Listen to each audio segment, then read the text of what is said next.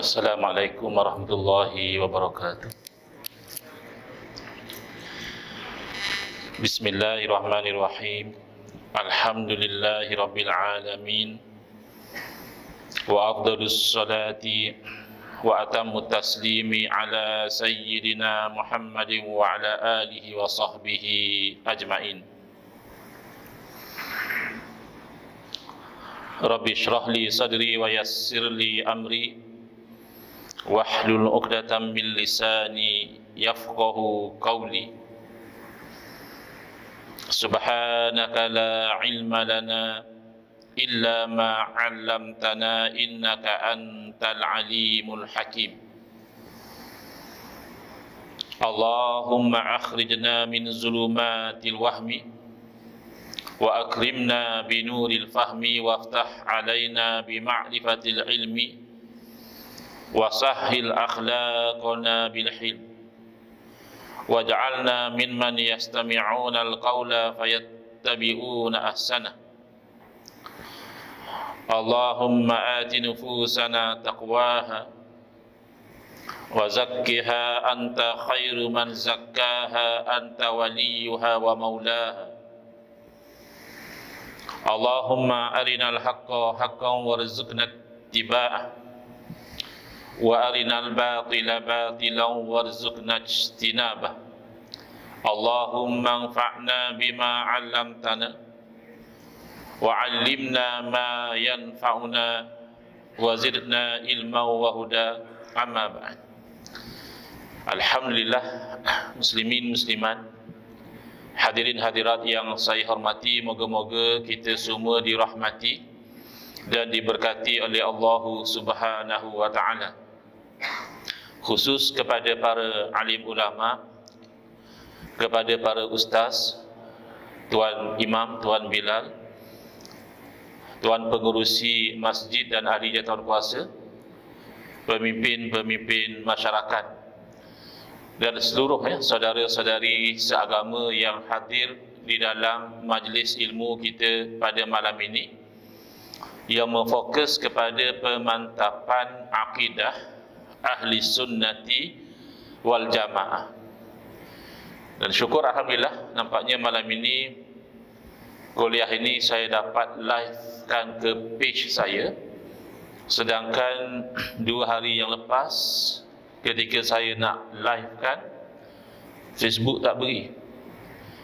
Katanya ada satu posting saya tu melanggar community standard.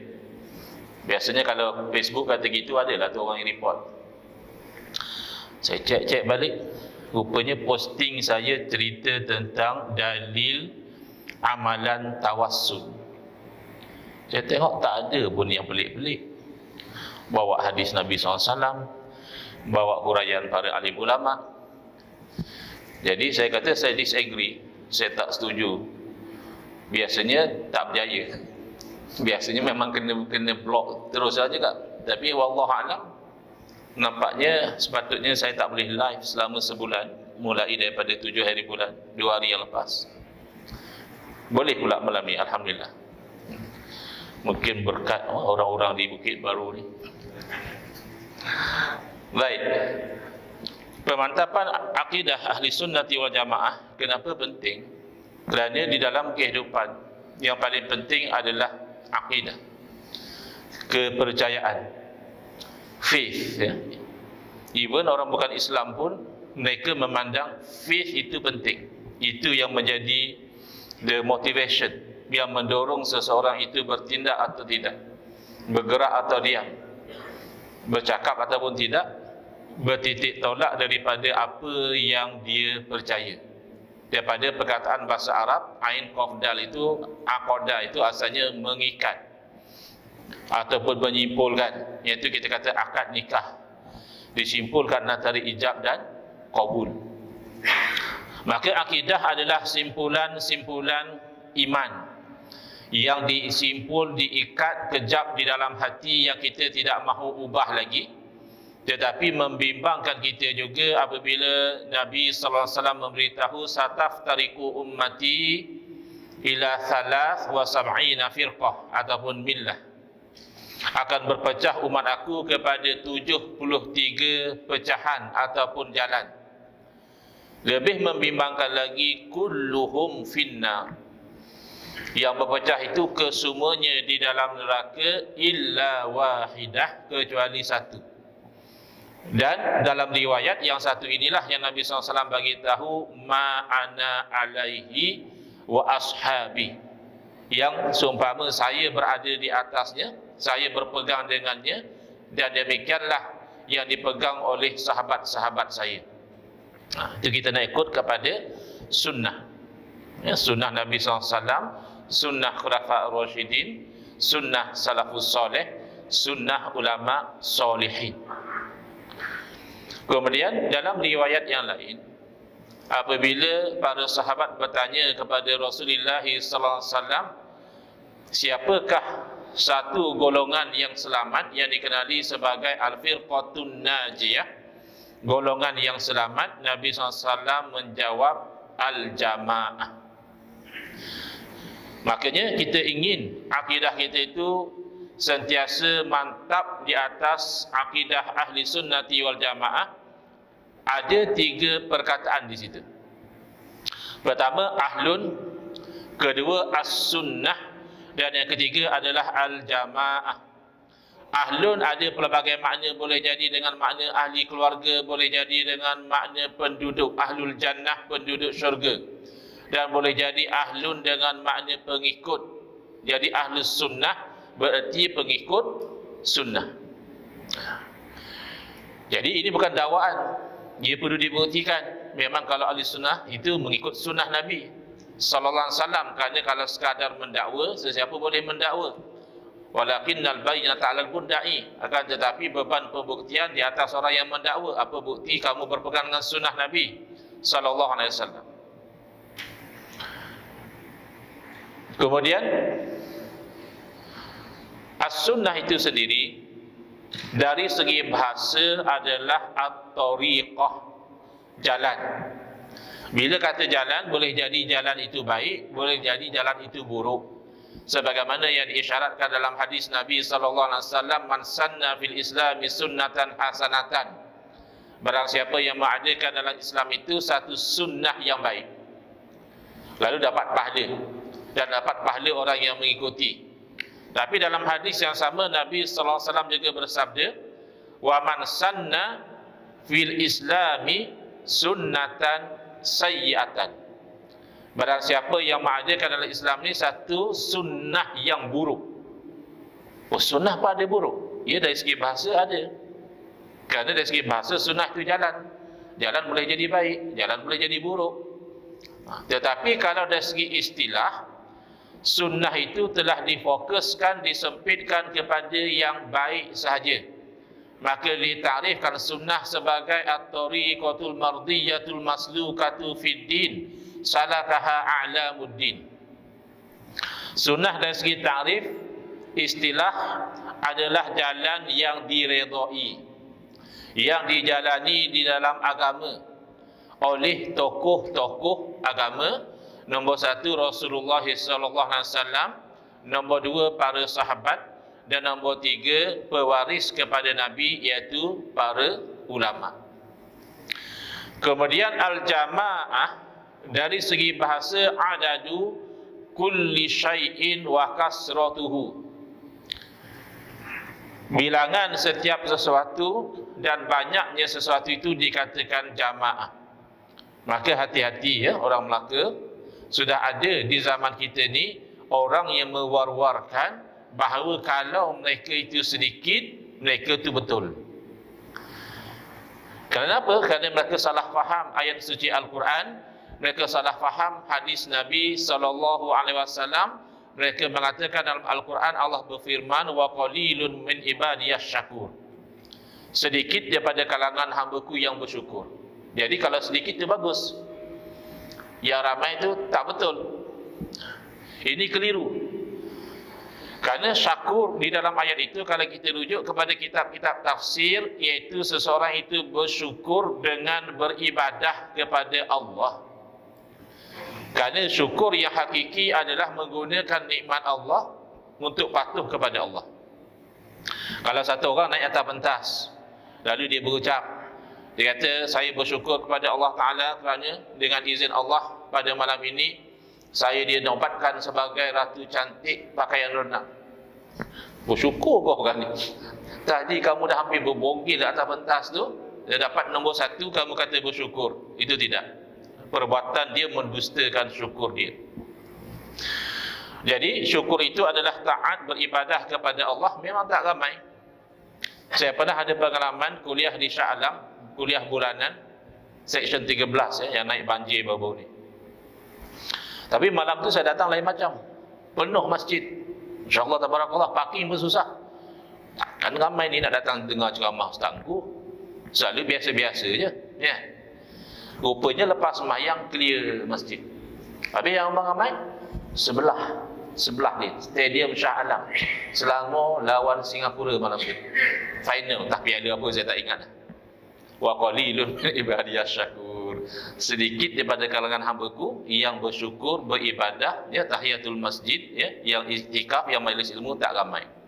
Ramai hiburan, sukan dan seumpama dengannya. Dan mereka salah faham hadis Nabi sallallahu alaihi wasallam pada al-Islam ghariba wa sayaudu kama bada'a ghariba fatuba lil ghuraba. Islam itu bermula dagang, asing, tak ramai.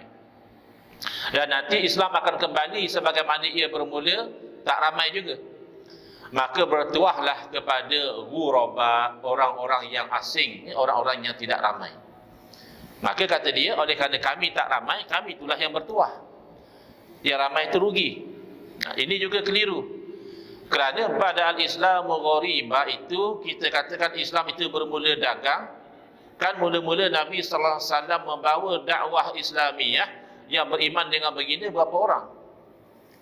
Sahabat baik baginda Sayyidina Abu Bakar radhiyallahu anhu, isteri baginda Sayyidatina Khadijah radhiyallahu taala anha, subuh baginda Sayyidina Ali radhiyallahu anhu.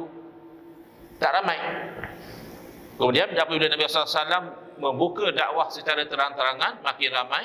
Berhijrah ke Madinah, makin ramai. Berlaku peperangan dan sebagainya, makin ramai. Ya, satu masa nanti Islam ini akan kembali dagang. Kan sekarang ni orang Islam semakin ditindas, semakin terpencil, semakin dipandang serong, semakin dianggap teroris, ya, itu dan ini. Fatuba lil ghuraba, maka bertuahlah bagi orang-orang yang masih istiqomah di atas agama Islam. Bukan berarti orang yang lari daripada ijma' ulama, orang yang ganjil daripada pegangan umat Islam yang ramai dia betul. Itu satu kayu ukur yang keliru. Kenapa? Kerana yang sedikit tu banyak, sedangkan yang ramai hanya satu.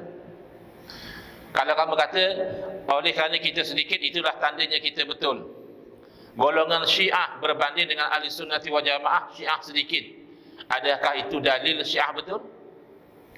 Golongan Qadiani misalnya sedikit. Di Melaka ada Qadiani, di Selangor ada satu tempat di Selayang ada komuniti ajaran Qadiani yang mengaku kata Nabi. Tak ramai. Oh, maka oleh kerana mereka tak ramai, mereka betul macam itu kah? Lebih sedikit adalah pengikut Ayah Pin. Belum sempat ramai, Ayah Pin dia mati mengaku Tuhan, tapi mati pula macam mana tu? Tuhan boleh mati. Ya. Jadi kalau memakai kayu ukur sedikit itu betul, tak dapat ditentukan mana yang betul. Sebab yang sedikit itu banyak. Tetapi kalau yang ramai, semenjak daripada dahulu sehingga sekarang, adalah golongan Ahlus Sunnati wal Jamaah yang diwakili majoritinya oleh Al-Asy'ariyatu wal Maturidiyah.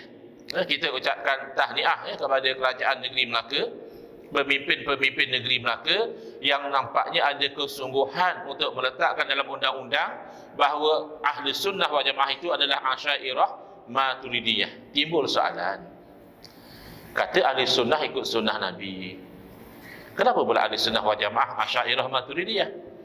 Asy'ariyah bermakna pengikut Imam Abu Hasan Al-Asy'ari. Maturidiyah berarti pengikut Imam Abu Mansur Al-Maturidi. Sepatutnya Ahli Sunnah pengikut Rasulullah sallallahu alaihi wasallam. Jawapannya adalah kerana asalnya memang ikut sunnah itu sunnah Nabi sallallahu alaihi wasallam, tetapi setelah berlakunya fitnah perpecahan kefahaman di kalangan umat Islam, ada yang bawa akidah Qadariyah menafikan takdir, ada yang membawa akidah Jabariyah menyalahkan takdir, ada yang membahagi-bahagikan yang baik Allah takdir, yang buruk Allah tidak takdir, jadi Mu'tazilah, ada yang Jahmiyah, ada yang Murji'ah, ada yang Musyabbihah dan sebagainya, masing-masing mengaku ikut akidah Rasulullah sallallahu alaihi wasallam. Jadi supaya dapat dikenal beza mana yang betul-betul ikut sunnah Nabi dan yang sekadar mendakwa ikut sunnah, maka ulama menerangkan seumpama Al-Imam Murtada Az-Zabidi rahimahullah taala dalam kitab Ittihafus Sadatil Muttaqin, syarah kepada kitab Imam Ghazali Ihya Ulumuddin, menyebutkan idza utliqa ahlu sunnati wal jamaah fal muradu bihim al asyairatu wal maturidiyah. Jadi satu masa dahulu berlaku pertembungan sengit antara Asy'ariyah Maturidiyah di dalam nak membuktikan kebenaran dengan satu kelompok, satu golongan yang dikenali sebagai Mu'tazilah. Mu'tazilah kata dia betul, bahkan dia berjaya mempengaruhi khalifah-khalifah pada masa itu untuk mempercayai bahawa Mu'tazilah itu betul dan bahawa Al-Quran itu makhluk. Maka ulama-ulama dipaksa untuk mengatakan Al-Quran dengan erti kata kalam Allah tu makhluk. Sehingga Imam Ahmad bin Hanbal rahimahullah ta'ala diseksa. Sehingga Imam Syafi'i rahimahullah ta'ala terpaksa melarikan diri. Ya? Dan seterusnya. Tetapi Alhamdulillah Allah takdirkan bangkitnya mantan Mu'tazilah. Pernah terpengaruh dengan fahaman Mu'tazilah, iaitu Al-Imam Abu Hasan Al-Asy'ari, untuk menghancurkan Mu'tazilah. Ya, asalnya Al-Imam Abu Hasan Al-Asy'ari memang ahli sunnah wal jamaah, orang Islam kata-kata ahli sunnah wal jamaah. Tapi bila timbul Mu'tazilah, kebetulan ibu beliau tu berkahwin dengan ulama Mu'tazilah. Jadi bapa tiri dia ulama Mu'tazilah, sikit sebanyak terpengaruh. Tetapi benih yang baik dalam hati dia itu merasakan ada something wrong, ada sesuatu tak betul dengan akidah Mu'tazilah ini. Antaranya apa? Mu'tazilah mengatakan Allah mesti melakukan yang baik. Di sisi kita ahli sunnah wal jamaah, baik atau buruk semua perbuatan Allah, hakikatnya begitu. Cuma dari segi adab kita tidak menisbahkan yang buruk kepada Allah, adab saja. Hakikat akidah, ya, katalah ada orang dibunuh, oi, pembunuhan itu bukan Allah takdirkan, maknanya ada kuasa lain daripada kuasa Allah, itu kan syirik. Nah, jadi Mu'tazilah mengatakan Allah mesti mentakdirkan yang baik. Habis kalau Allah tak takdirkan yang baik, berarti Allah takdir yang lebih baik. Jadi Imam Abu Hasan Asy'ari merasakan ini tak betul, ini bukan akidah yang diajar oleh Nabi SAW. Lalu Imam Abu Hasan Asy'ari bertanya kepada bapa tiri dia, apa akan berlaku kepada 3 orang yang meninggal dunia? Satu orang meninggal dunia dewasa, soleh, mukmin, mati. Satu orang lagi orang yang fasik, orang yang kafir, mati. Dalam keadaan dua-duanya orang dewasa.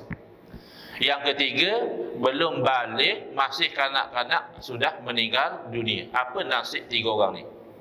Jadi guru beliau menjawab, yang mati dewasa, mukmin dan taat masuk syurga.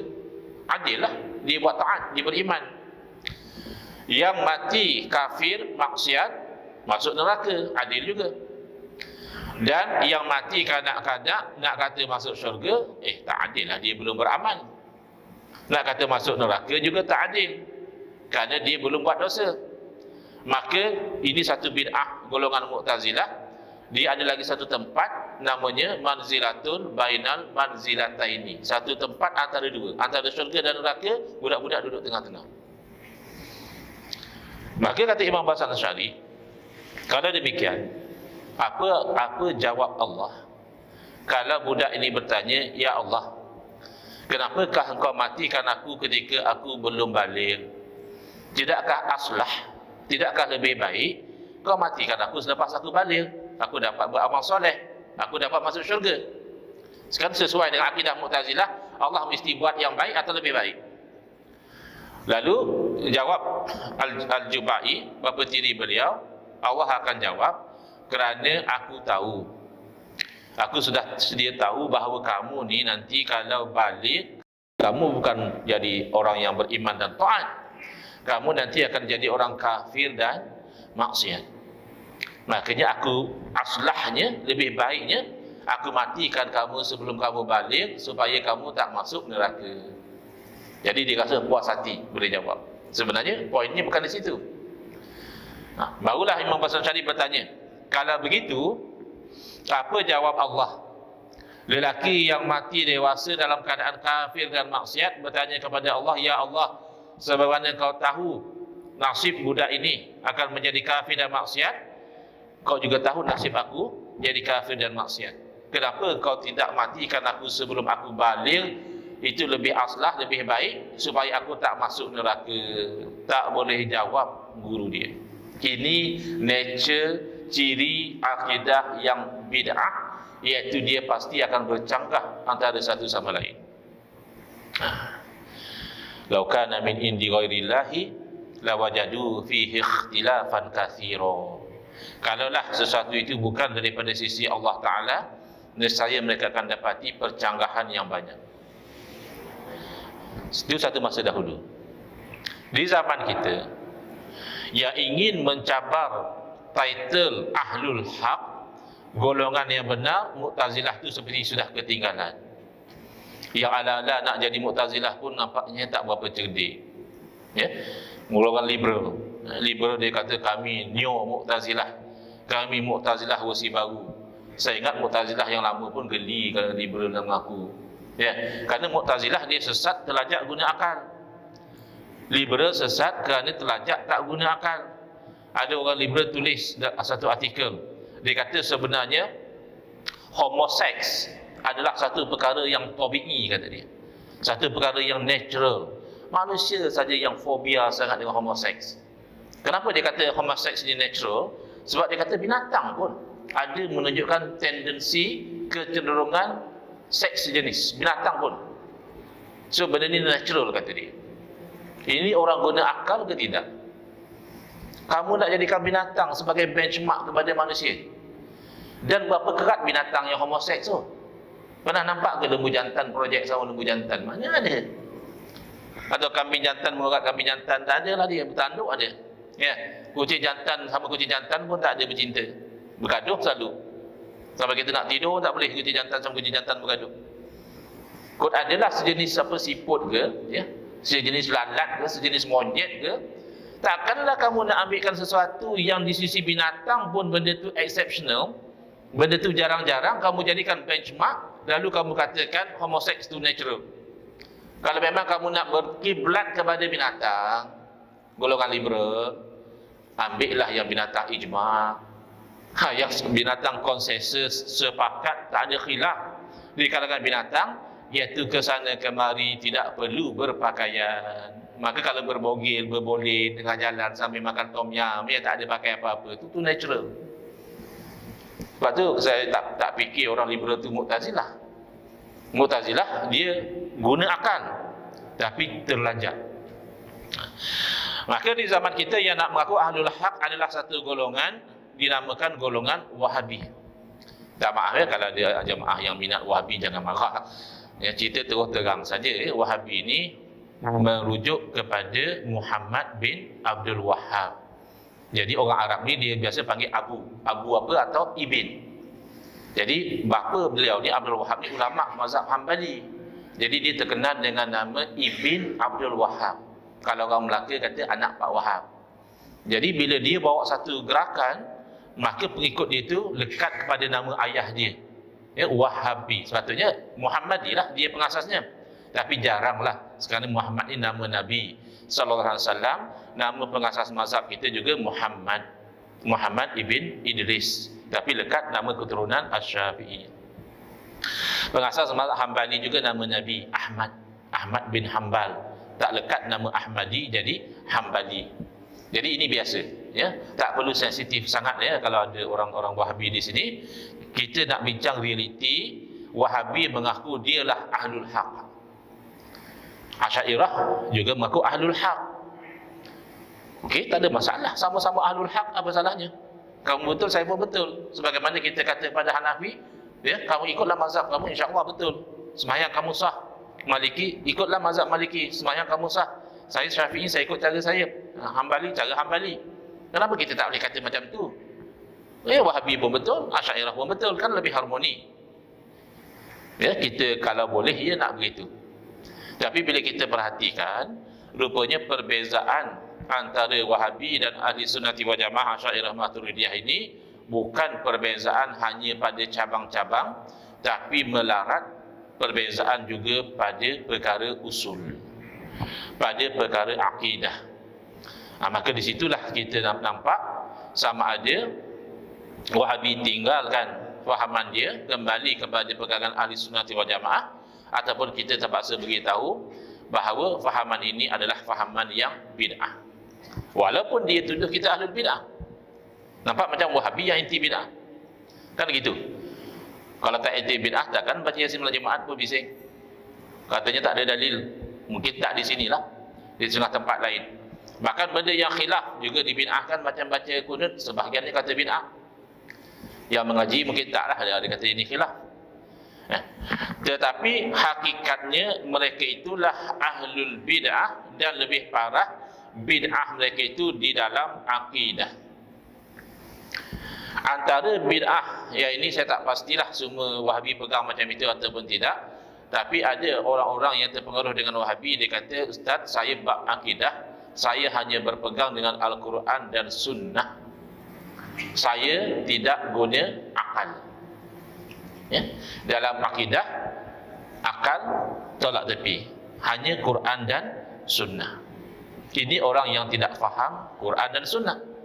Kerana apabila dia menolak akal di dalam akidah, berarti sesaat itu jugalah dia menolak Al-Quran dan As-Sunnah. Kerana Al-Quran dan Sunnah lah yang mengajar manusia menggunakan akal untuk memahami akidah. Kerana manusia ini ada yang belum beriman dengan Al-Quran dan Sunnah. Kalau tak guna akal, macam mana mereka boleh terima Quran ini betul? Macam mana mereka boleh terima Sunnah ini betul? Kena mereka gunakan akal terlebih dahulu. Maka Allah berfirman, afala ta'qilun, kenapakah kamu tak mahu gunakan akal? Afala tatafakkarun, kenapa kamu semua tidak mahu berfikir? Wa fi anfusikum afala tubsirun, dalam diri kamu sendiri kenapa kamu tidak perhatikan? Kerana dalam diri kita ada tanda kewujudan Allah, dalam diri kita ada tanda kekuasaan Allah, dalam diri kita ada tanda keesaan Allah Subhanahu Wa Taala. Yang paling basic kita perhati kepada diri kita adalah wujud diri kita itu sendiri menunjukkan pada wujud Allah Taala. Paling basic. Kenapa? Kerana kita wujud selepas tak wujud. Satu masa dulu kita tak wujud, kemudian baru kita wujud. Maka setiap yang wujud selepas tiada pastilah diwujudkan. Kerana tidak mungkin yang tak wujud mewujudkan dirinya sendiri. Mustahil. Maka diwujudkan. Berarti ada di sana kuasa, ada di sana entiti yang mewujudkan kita. Belum kita lihat kepada diri kita lebih mendalam lagi.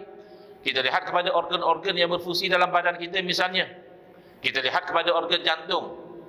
Organ jantung ni antara organ yang sangat rajin bekerja. Kerjanya pam darah ke seluruh badan. Nanti patah balik, darah dah kurang oksigen, masuk dalam jantung, keluar darah yang kaya oksigen. Sebab body kita perlu kepada oksigen untuk metabolisme dan sebagainya.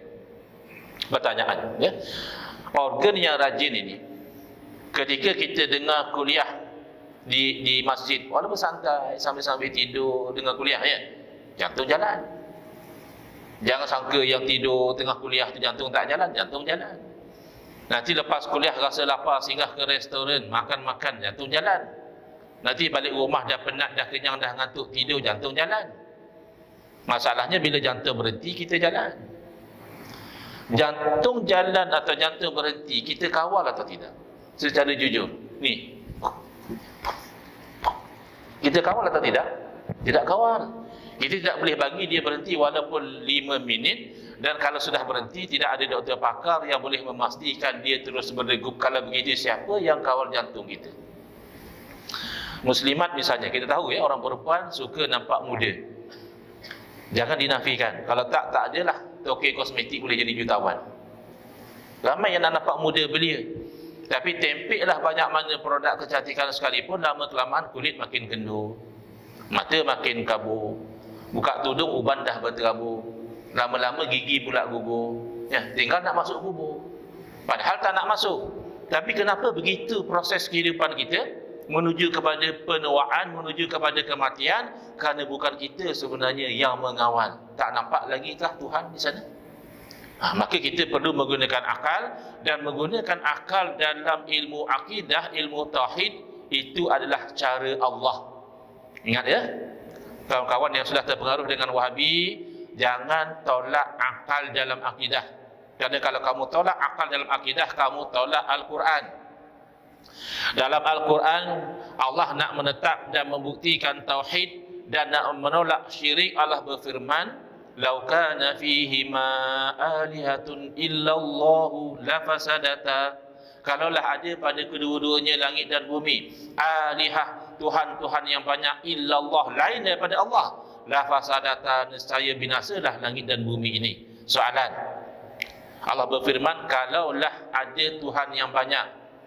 Tuhan banyak ke tidak? Tuhan Esa. Tuhan tidak banyak. Kenapa Allah berfirman kalau Tuhan banyak? Berarti i'malul akli, menggunakan akal semata-mata. Dalam dunia realiti, Tuhan tidak banyak. Tapi cuba bayangkan dengan akal yang sihat, kalau Tuhan banyak, tidak akan masing-masing Tuhan nak buat cara dia. Kerana Tuhan ni maha berkuasa, maha berkehendak, maha segala-galanya. Yang ni nak buat macam ni, yang ni nak buat macam tu, tak bertemu kan? Tengok suasana di negara kita, sudahlah kan, ada parti politik yang bersaing untuk dapatkan kuasa. Kadang-kadang oleh kerana bersaing itu, daripada habis PRU sampai PRU akan datang, politik 24 jam, 7 hari seminggu, 365 hari setahun. Kita kata penat lah macam ni. Bila nak bina negara kalau politik hari-hari ni? Kita cari solusi macam ni je lah. Siapa yang minat nak jadi kerajaan, kita lantik dia jadi kerajaan. Tak payah berebut lah. Yang ini nak jadi kerajaan, ya, gabungan A nak jadi kerajaan, lantik jadi kerajaan Melaka. Ya, B pun nak jadi kerajaan juga, lantik B. Ada lagi yang berminat, C pun minat juga, kita lantik lah. Habis ketua menteri nak lantik siapa?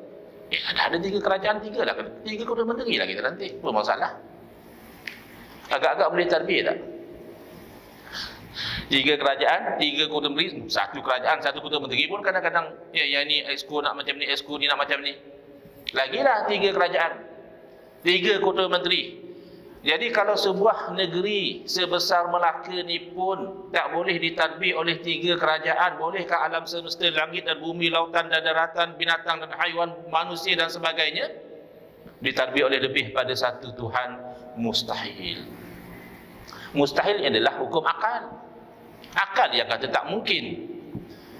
Kalau orang yang tak faham, dia kata tapi boleh jadi juga Ustaz. Kok mana tahu Tuhan ramai-ramai itu mereka bincang dulu nak buat macam mana. La ilaha illallah. Kalau kena bincang musyawarah dapat kelulusan, tu lemahlah tandanya. Bukan Tuhan lah macam tu, macam kita lah juga kan. Nak panggil Ustaz Engku ni nak kena dapat kelulusan dulu, ke jaim dulu ke tidak. Ya, jadi itu bukan Tuhan. Tuhan lulus segala kehendak dia. Maka tak mungkin Tuhan lebih daripada 1. Bahkan menggunakan dalil akli dalam akidah adalah uslub para Rasul. Nabi Ibrahim alaihissalam ketika berdakwah kepada Namrud musyrik. Dan musyrik level 1. Dia mengaku dia Tuhan.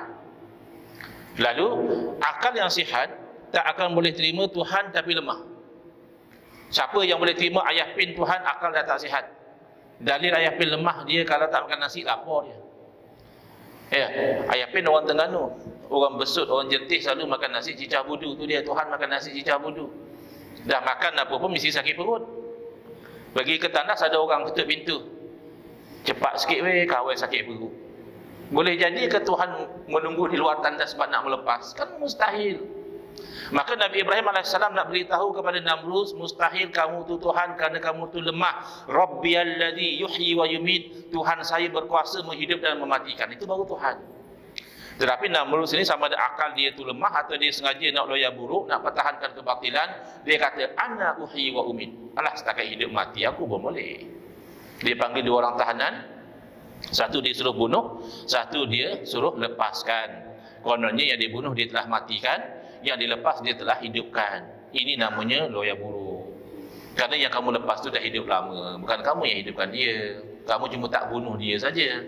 Kalau memang nak hidupkan daripada tiada, seekor nyamuk pun Namrud, bahkan saintis sampai zaman sekarang tidak boleh hidupkan. Itu bayi tak menguji, Ustaz? Bayi tak menguji bukan mereka cipta. Sperma siapa yang cipta? Allah. Ovum siapa yang cipta? Allah. Mereka cuma senyawakan di luar rahim, mereka namakan bayi tak menguji. Bukan mereka yang ciptakan. Maka tengok, para rasul juga menggunakan dalil akli. Tapi oleh kerana Namrud tak pick up, atau dia memang saja nak mempertahankan kebatilan, Nabi Ibrahim AS membawa dalil akli yang lebih jelas lagi. Fa inna Allah ya'ti bisyamsi minal masyriq. Sesungguhnya Allah yang maha berkuasa menerbitkan matahari daripada timur. Fa'ti biha minal maghrib. Kalau kamu Tuhan, pasti kamu berkuasa. Sila terbitkan matahari daripada barat. Tengok. Fa buhital ladzi kafar. Terbungkam tak boleh jawab orang kafir itu dengan dalil akli. Jadi hati-hati. Golongan yang kononnya hanya pegang Quran Sunnah, tak pakai akal dalam akidah, kamu telah menolak Quran dan Sunnah. Bahkan Nabi kita sallallahu alaihi wasallam juga. Sebab itu kita ada sifat 20. Kadang-kadang orang anti dengan sifat 20. Dia kata sifat 20 ini bid'ah. Hidupkan balik pengajian sifat 20 di Melaka ni, hidupkan. Mantapkan balik. Tapi boring Ustaz mengaji kitab kuning. La ilaha illallah. Tak suka warna kuning, cetak warna putih. Apa masalah? Ya, dah anti sangat dengan kitab kuning. Boleh cetak warna putih, warna biru, boleh macam-macam boleh. Yang penting mengaji. Walaupun kitab itu kuning, ilmunya evergreen. Ilmunya boleh melawan etis, boleh melawan golongan-golongan yang menyamakan Allah seperti makhluk, golongan yang berbagai sesat tu, antivirusnya ada dalam sifat 20. Buat antivirus memang kena virus. Baik. Di situlah kenapa ulama susun ilmu sifat 20, kerana akidah ini dalam Quran hadis dia ada di sana sini. Jadi tak semua orang senang untuk faham akidah daripada Quran dan hadis. Sama juga macam ilmu fiqh. Dalam ayat ni ada hukum ni, dalam ayat sana hujung ada hukum yang berkaitan. Dalam hadis pun ada hukum tentang isu ni. Kerja ulama nak kumpul dan permudahkan. Kalau nak kira tidak bid'ah, belajar rukun sembahyang 13 perkara pun bid'ah. Kan ada sahabat Nabi dulu belajar rukun sembahyang 13 perkara. Pertama niat, kedua berdiri betul. Tak ada sahabat mengaji macam itu. Tapi sembahyang ni itulah juga. Sebagai contoh, dalam ilmu sifat 20 antara yang kita belajar adalah segala af'al yang baharu. Yang baharu dari ilmu akidah maknanya makhluk. Af'al perbuatan. Segala perbuatan makhluk dan kainat, apa saja yang berlaku, gempa bumi, kemarau dan sebagainya, tidak memberi bekas. Hanya saja yang memberi bekas adalah Allah Ta'ala juga. Ini intipati akidah Ahlussunnah wal Jamaah. Kita seimbang antara hakikat dan syariat. Kita seimbang antara hakikat dan juga asbab. Kalau tidak faham hanya asbab semata-mata, itu yang jadi qadariyah. Yang tak faham hakikat semata-mata syariat dia ketimpikan, itu yang jadi batiniyah. Jadi Ahlussunnah wal Jamaah tidak demikian, dia seimbang. Kerana Nabi SAW yang mengajar hakikat, bagi dia juga yang mempertahankan syariat. Nabi yang suruh kita memandang dengan pandangan hakikat, Nabi juga yang suruh kita berikhtiar dengan ikhtiar asbab. Makanya ketika Nabi SAW bersabda, la adwa, tidak ada jangkitan penyakit. Itu Nabi nak ajar apa tu? Hakikat. Kerana hakikat penyakit daripada Allah. Saya dah jumpa orang yang beria betul dia jaga SOP. Tak boleh sentuh ni sikit, sanitize. Tak boleh ni, sanitize. Kena juga. Kena juga. Tapi yang santai-santai, jaga SOP tutup kurang lebih, tak kena juga. Tapi bila Nabi SAW menceritakan hakikat akidah, la adwa, hakikatnya tidak ada jangkitan penyakit, penyakit daripada Allah. Ada satu orang Arab Badawi, Arab kampung, dia tak faham. Arab kampung ni dia kerja jaga kambing, jaga unta. Pelik pula yang Nabi ajar dia. Sebab dia perhatikan, dia cerita pada Nabi. Bagusnya Arab Badawi ni, bila dia tak faham, dia tanya dengan tujuan nak faham. Kalau Wahbi dia tak faham, dia tanya dengan tujuan nak hentam. Itu yang dia tak faham-faham. Tujuan tu dah tak betul dah. Tanya tu sebab nak hentam. Cuba tanya nak faham macam Arab Badawi ni. Ya Rasulullah, Bagaimana tidak ada jangkitan sedangkan kita ada beberapa ekor unta yang sihat, lompat sana lompat sini, masuk satu unta yang berpenyakit, akhirnya habis unta lain berpenyakit. Kan ada jangkitan. Dia tak faham. Arab Badawi ni tak faham yang Nabi nak ajar hakikat. Yang dicerita itu asbab. Lalu Nabi SAW buka fikiran dia dengan satu soalan saja. Nabi bertanya, faman addal awal. Kalau memang penyakit perlu kepada jangkitan, siapa yang menyakiti unta yang mula-mula sakit? Kalau kata penyakit mesti dengan jangkitan, dia yang mula-mula, dia jangkit daripada siapa? Baru Arab Badawi itu faham hakikat akidah bahawa penyakit daripada Allah. Tapi asbab, Nabi SAW bagi pesanan, hendaklah kamu lari daripada orang yang berpenyakit kusta, seumpama kamu lari daripada singa. Itu asbab. Kan kalau ada penyakit taun yang belum masuk, jangan masuk. Yang sudah di dalam jangan keluar, kuarantin. Itu asbab. Jadi seimbang kita antara hakikat dan asbab. Wahabi gagal faham yang ini, maka dia jatuh kepada kesalahan mensyirikkan umat Islam. Ini Nabi SAW bagi tahu. Satu orang yang dia sudah mengaji sehingga orang tengok, dia ni ada harapan, dia inilah yang akan jadi pembantu pada Islam. Tak tahu dia pergi pada jiran dia, bawa pedang, dia kata, ya musyrik, wahai orang syirik. Ini kita dah kena. Kita tawasul, dia kata syirik. Kita istighasah, kita kata madad ya Rasulullah, syirik. Kata dia, aghisna ya Rasulullah, syirik. Dia tak tahu minta tolong dengan makhluk dengan minta tolong dengan Allah tak sama. Minta tolong dengan Allah tu hakikat, minta tolong dengan makhluk asbab. Nabi kata, boleh, dengan syarat makhluk masih hidup. Bagi kita, makhluk hidup atau mati tetap makhluk. Kamu nak suluh dengan suluhan hakikat atau asbab? Kamu suluh dengan hakikat, yang hidup pun tak boleh buat apa-apa. Mana dalil? Kan Wahabi suka tanya gitu. Okeylah, dia tanya dalil, kita beri dalil. Dalil bahawa yang hidup juga tidak boleh buat apa-apa. Firman Allah Ta'ala, Qul la amliku li nafsi naf'an wa la dharra. Katakanlah wahai Muhammad sallallahu alaihi wasallam, aku tidak milik untuk diri aku sendiri sebarang manfaat ataupun mudarat. Bila Allah perintahkan Nabi sebut tu, masa Nabi masih hidup. Ketika Nabi SAW masih hidup, kalau kamu tengok dengan pandangan hakikat, Nabi SAW tak boleh buat apa-apa. Sebab segalanya di tangan Allah. Tapi hujung ayat dia kata apa? Illa masya Allah. Kecuali apa yang Allah kehendaki, maka Allah jadikan Nabi SAW ni sebab kepada kebaikan yang banyak. Dan Nabi SAW juga dijadikan sebab untuk menolak kemudaratan yang banyak. Kemudaratan yang paling besar yang ditolak dengan sebab Nabi SAW adalah kemudaratan syirik. Dengan sebab Nabi SAW, ramai manusia terselamat dari syirik. Hakikat yang selamatkan manusia siapa? Allah. Kita nak ambil faham sebab saya target nak berhenti sebelum pukul 9. Ini dah pukul 8.40. Mungkin 8.45 kita buka pada soalan kalau ada. Kalau tak ada, saya sambung sikit dan kita berhenti. Ceramah lama-lama pun lapar juga. Ya dah hujan-hujan ni cepat lapar. Itu kan asbab tu.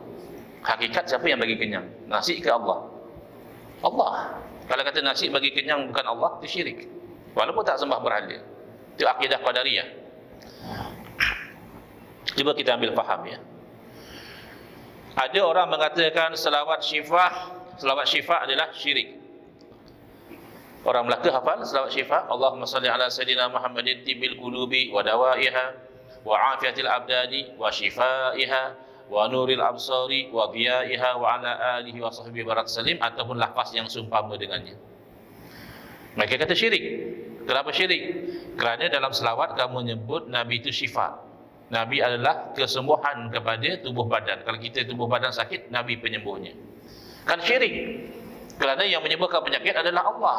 Wa idza maridtu fa huwa yashfin. Apabila aku sakit, dalam keadaan disebut begitu, maka dia Allah yang menyembuhkan. Kalau kamu kata Nabi syifa, kamu telah menyamakan Nabi dengan Allah. Maka ini syirik. Ini gagal faham lagi. Bila kita kata Nabi SAW syifa, itu nisbah sababiyah, penisbahan secara sebab. Bila kita kata Allah syafi, itu penisbahan hakikat. Jangan dikelirukan. Buktinya Nabi SAW sendiri pernah menisbahkan kesembuhan kepada makhluk yang kecil dan remeh sahaja. Nabi SAW bersabda, dan hadis ini sahih, al-habbatus sauda shifaun likulli da'in ilal maut. Habbatus sauda, kata Nabi SAW, menjadi penyembuh kepada setiap penyakit. Kata ulama, setiap di situ maknanya kebanyakan penyakit kecuali mati. Habbatus sauda makhluk atau tidak? Kalau betul menisbahkan kesembuhan pada makhluk syirik, mustahil Nabi SAW ucapkan benda syirik. Maka jauhi fahaman Wahabi yang gagal faham. Contoh bila kita kata Nabi SAW bagi hidayah pada kita, Nabi bagi kebaikan pada kita, syirik. Nah, Nabi SAW bagi hidayah, bagi kebaikan secara sebab. Kita tengok kita ambil soalan tu direct to the point. Syirik atau tidak, kalau kita mengatakan bahawa Nabi SAW lah yang memberi hidayah kepada kita, Nabi yang beri hidayah kepada kita, syirik atau tidak? Jawapannya, ya, syirik dan tidak syirik. Bergantung macam mana. Kalau kita beriktikad bahawa memang Nabi SAW lah memberi hidayah kepada kita tanpa Allah, syirik. Itu bercanggah dengan firman Allah, innaka la tahdi man ahbabta walakinna Allah yahdi man yasha. Sesungguhnya engkau ya Muhammad SAW tidak boleh memberi hidayah kepada siapa yang kau kasih, akan tetapi Allah yang beri hidayah kepada siapa yang Allah kehendaki. Tetapi tidak syirik. Kalau kita kata Nabi SAW bagi hidayah sebagai sebab hidayah, dengan Nabi lah Allah beri hidayah kepada kita, itu tidak syirik dan selari dengan firman Allah, innaka la tahdi ila siratim mustaqim. Sesungguhnya engkau wahai Muhammad benar-benar memberi hidayah kepada jalan yang lurus. Tengok. Satu Allah kata Nabi tak boleh bagi hidayah. Satu Allah kata Nabi beri hidayah. Mana satu yang betul? Mesti dua-dua betul. Dua-dua ayat Quran. Maka kena faham dengan konteks yang sebenar. Kalau hakikat memang Allah yang beri hidayah, bukan Nabi. Tapi kalau asbab, maka Nabi memberi hidayah. Okey, sebelum saya berhenti dan buka pada soalan, kita fahami ayat suci Al-Quran. Allah berfirman, wa ma ramaita id ramaita walakinna Allaha rama. Bukanlah kamu melontar ketika mana kamu melontar. Macam mana tu? Mula-mula kata bukan kamu melontar, tapi ketika kamu melontar. Mana satu yang betul? Mesti dua-dua betul. Dua-dua ayat Al-Quran. Cuma cara kita memahami mesti betul. Wa ma ramaita khalqan id ramaita kasban walakinna Allaha rama haqiqatan. Bukan kamu yang melontar secara menciptakan pelontaran, al-khalqu lillah. Mencipta itu hanya Allah saja. Ketika mana kamu melontar secara usaha dan ikhtiar, kan akidah Ahli Sunnah wal Jamaah, makhluk ini hanya usaha ikhtiar saja, yang memberi menjadinya adalah Allah. Walakinna Allaha rama haqiqatan. Akan tetapi Allah lah yang melontar secara hakikat, kerana kamu itu juga Allah yang ciptakan, perbuatan kamu juga Allah yang ciptakan. Wallahu khalaqakum wa ma ta'malun. Baik, just nice 8.45. Silakan kalau ada soalan yang mampu saya jawab. Sebab saya ingat dulu saya pernah kuliah dekat masjid ni, tapi macam masjid lama. Mungkin masa tu masjid belum siap ke, ada sebelah sana saya masuk, masjid lama. Ada seorang minta bertanya soalan. So saya ada persepsi orang Bukit Baru rajin bertanya. Orang tu tak datang malam ni, wallahu a'lam lah. Tapi itu hari dia memang minta, dia kata dia nak tanya soalan. Silakan kalau ada.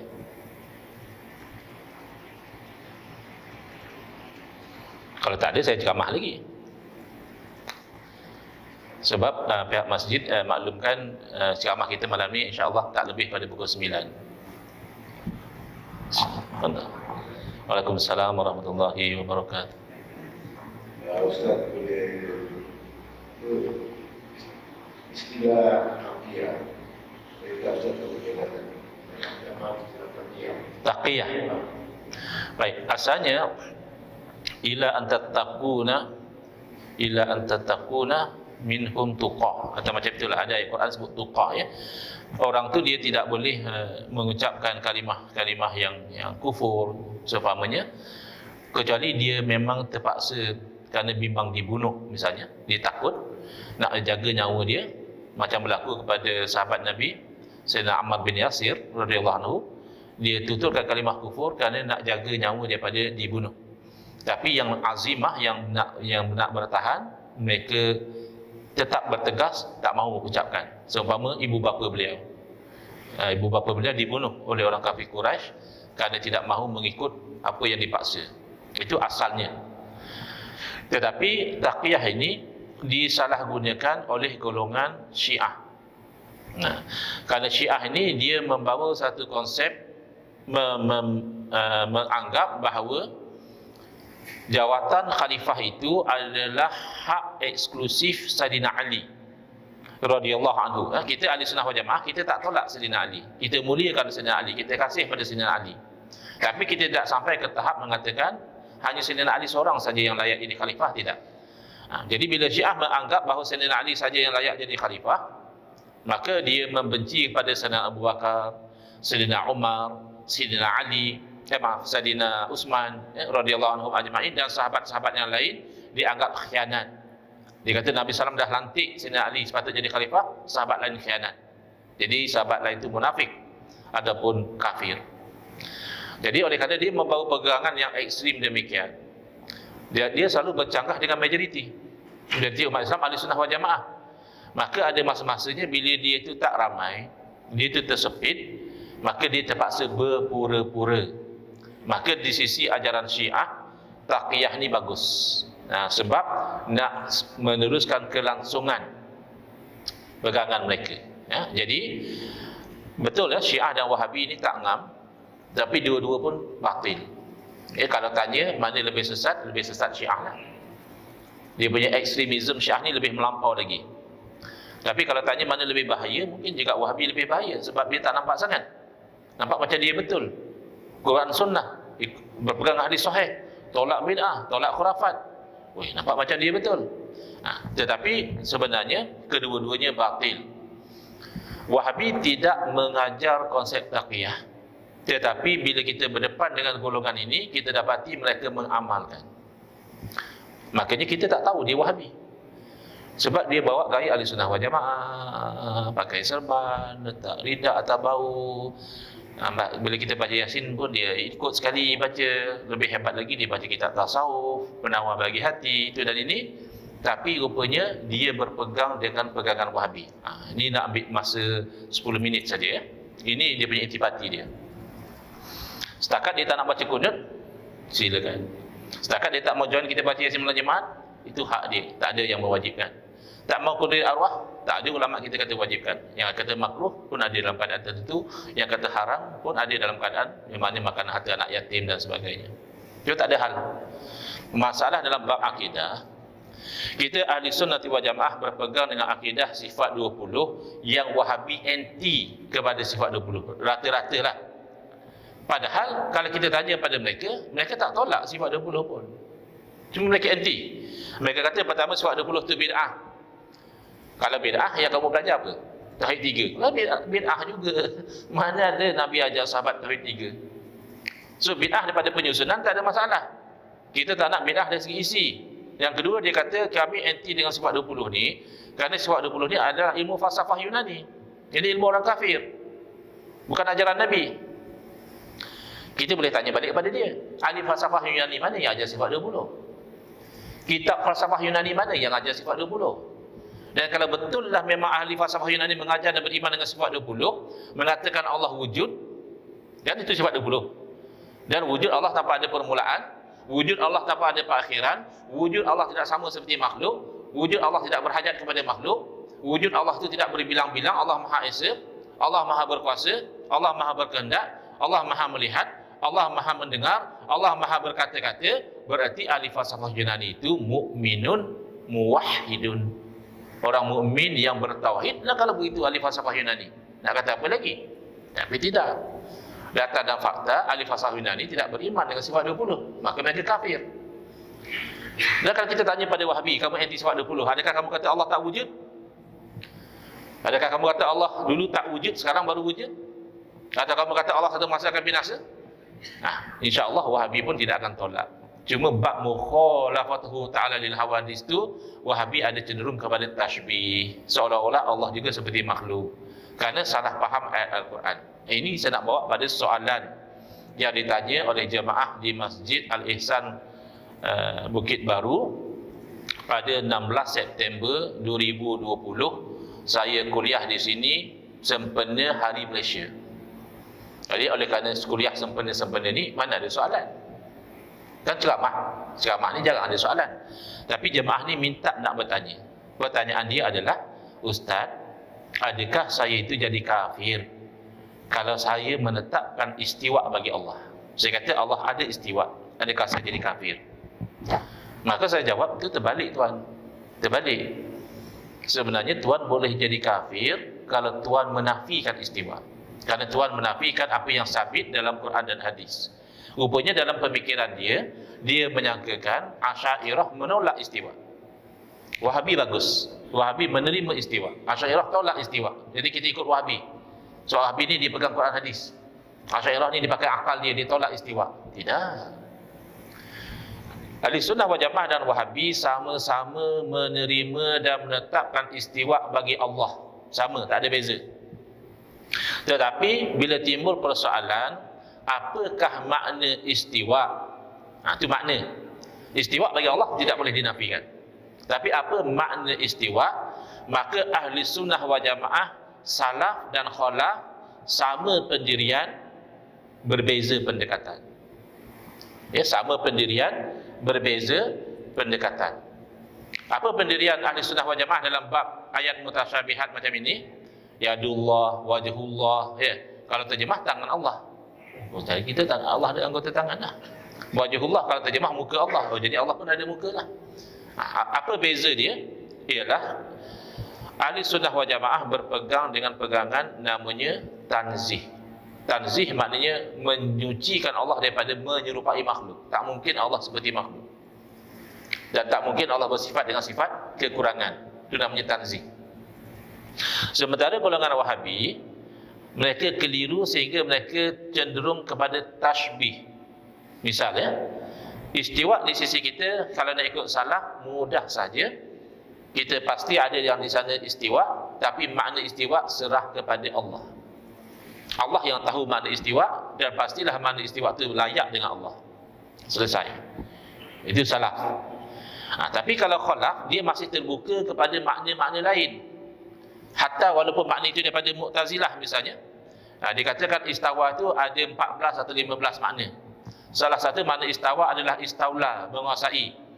Jadi orang Mu'tazilah mengatakan istawa itu maknanya Ar-Rahmanu 'alal 'arsy istawa, berarti Ar-Rahmanu 'alal 'arsy istaula. Tuhan yang Rahman menguasai arasy. Kenapa kita masih terima?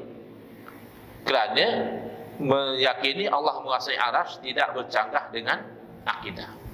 Walaupun tak pasti. Wa ma ya'lamu ta'wilahu illa Allah.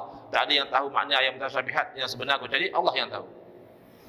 Tetapi Wahabi dia cenderung kepada ini ayat Quran cerita ya.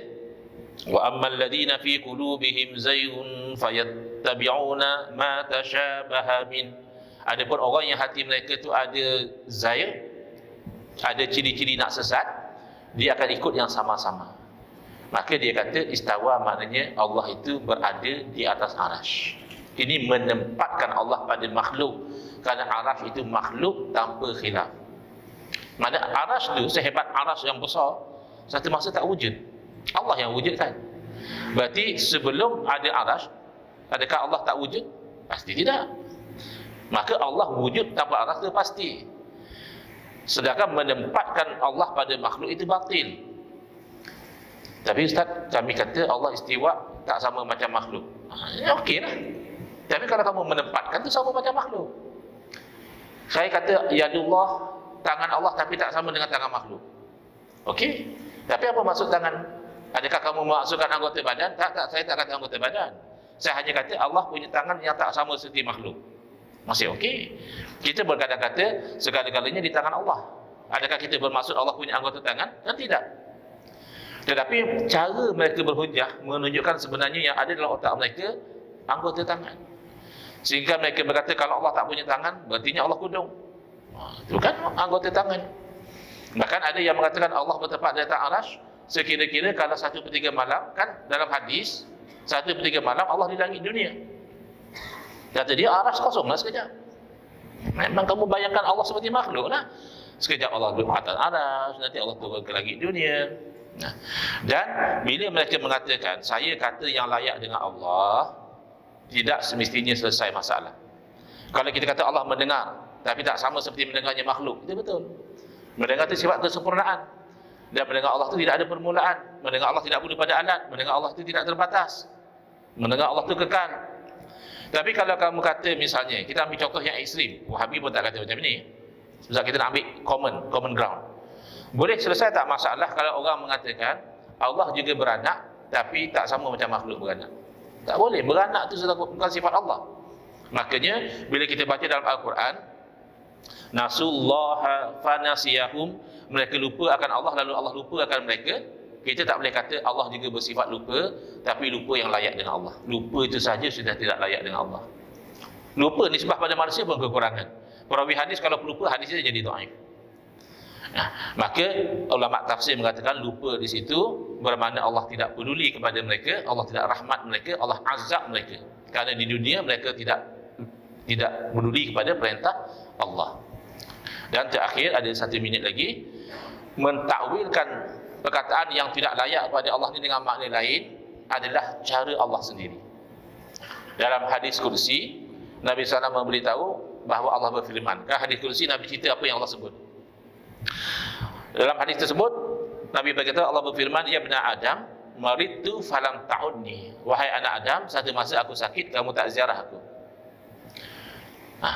Boleh tak kita kata sebenarnya berdasarkan hadis tadi Allah juga sakit, tapi sakit yang layak dengan Allah lah. Mana ada sakit yang layak dengan Allah? Sakit itu kan kekurangan tak layak dengan Allah. Lalu dalam hadis tersebut Allah sendiri takwil, Allah alihkan daripada perkataan aku sakit, Allah terangkan hamba aku sakit, kalau kamu ziarahi dia, nescaya kamu dapati aku berada di sisinya. Tak boleh kita kata Allah bertempat di hospital, Allah bertempat di rumah sakit. Maksudnya rahmat Allah hampir dengan orang yang sakit. Kalau kamu ziarah dia, kamu juga mendapat rahmat Allah Subhanahu wa ta'ala. Jadi sebagai penutup, insya-Allah ya, di Melaka ini saya percaya masih ramai alim ulama. Kita hidupkan pengajian akidah Tauhid Sifat 20. Cuma penerangan itu mestilah dengan bahasa yang moden, contoh yang mudah difahami. Sebab kalau masih dengan bahasa lama, bermula setiap af'al makhluk, itu kan orang akan jadi tak ingat, tak faham. Kita permudahkan bahasa, tapi akidahnya akidah yang sama, ahli sunnah wal jamaah. Hadza wabillahi taufiq wal hidayah. Wassalamualaikum warahmatullahi wabarakatuh. Bismillahirrahmanirrahim. Alhamdulillahirabbil alamin, wassalatu wassalamu ala sayidina Muhammadin wa ala alihi wa sahbihi ajmain. Allahumma shrah sudurana wa ahsin akhlaqana wa azim ujurana wa nawwir qulubana bi nuri hidayatika kama natarada bi nuri syamsika abadan abada bi rahmatika ya arhamar rahimin. Walhamdulillahirabbil alamin. Amin ya rabbal alamin. Wal afu minkum.